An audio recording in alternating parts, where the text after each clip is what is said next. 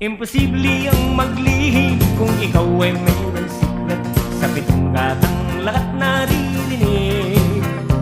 Kung ibig mong mabuhay ng tahimik na tahimik, magpatay-patay ang kabawat saglit. Ito ay hindi chismis na pag-uusapan lang, niririyo, walang labis, walang kulang. Itong aking inaawit, ang tama ay huwag mga